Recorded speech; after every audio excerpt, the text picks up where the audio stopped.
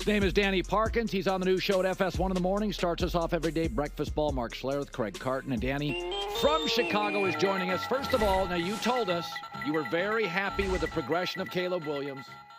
We thought the house was on fire. You said settle down. So I would imagine this week it was a joyful presentation on Monday. You feel like it's getting better, right? We're at what you predicted. What objective measure is there to say that it is not getting better? I feel like the only reason this is even a discussion is because Jaden Daniels is playing like the MVP of the league, and that's disorienting everybody. He's a rookie quarterback making the jump from college to the NFL. He's 500. His passer rating has improved literally every week. It's an arrow straight up. His completion has improved every week, literally an arrow straight up. And Colin, you've followed this guy for a long time. You know what a lot of the narratives were around him. Can't play from the pocket, can't play on schedule. His two best throws against the Rams, the one in the fourth quarter to Cole Kmet over the middle, the touchdown pass to DJ Moore, from the pocket, on time, on schedule. He's a diva. He doesn't want to be coached. Voted as a team captain. The big story out of Chicago between week 3 and week 4 was, hey, these guys want to be coached harder. Caleb Williams was with a group of players who went to Shane Waldron, the offensive coordinator, and gave input on what they thought wasn't going well with the offense. So he's giving feedback, he's taking feedback, he's playing from the pocket, he's improving each and every week. I don't really see the argument against him improving. So I said this about the Lions. Everybody outside of maybe their division foes is kind of rooting for him. And they're a bit like the family member who finally gets their act together, but you still wouldn't trust them taking your kids to Disneyland. It's like, I like them. They're not vaping anymore, but I've got reservations. So I watch them Monday. Seahawks are missing their front defense, the entire defensive front. Geno Smith throws 38 first downs as a team. Geno Smith throws it all over the yard, picks them apart. And I literally turned off the TV and I thought, I'm more impressed with Seattle losing than Detroit winning. You know this division very well.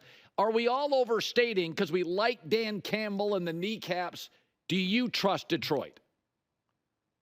Of course. They haven't been vaping in the parents' basement or whatever, to continue your analogy, for a long time. They've graduated from college. They've gotten a job. They've even been promoted at a job. 2022, last 6 games, they were good. Open last season, they upset the Chiefs at Arrowhead.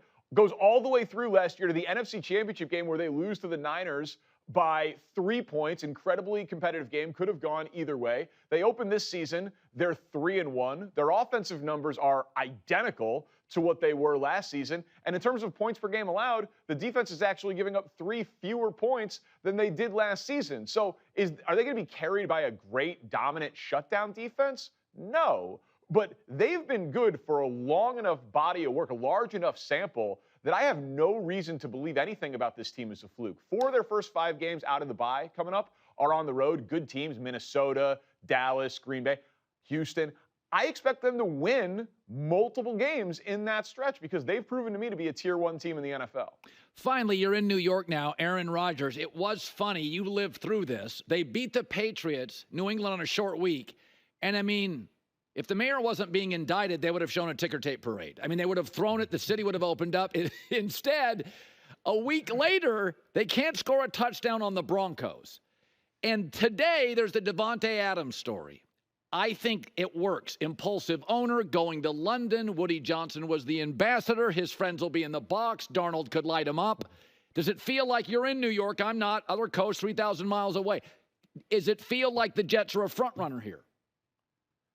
Of course it does. I mean, and Craig Carton today got a text from a source that said the Jets had already made an offer. We led Breakfast Ball with that this morning. So we know that they're interested. We know they were interested last year. We know that him and Aaron Rodgers have ready-made chemistry. There would not be an adjustment period there. Davante Adams is still an excellent football player. So, Of course, it would upgrade the Jets. I get why Davante would want it. I get why the Jets would want it. I would just caution Davante Adams a little bit, though.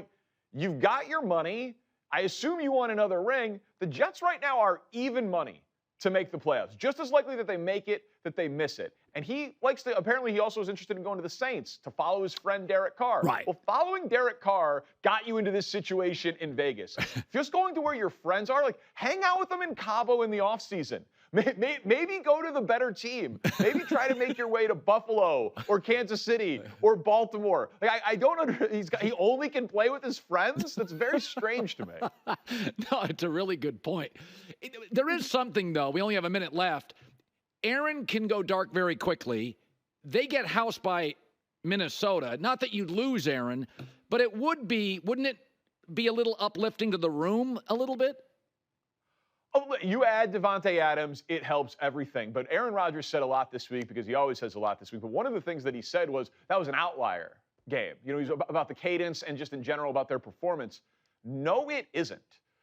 They are 2-2. They played great against the Patriots. They played poorly against the Titans and won.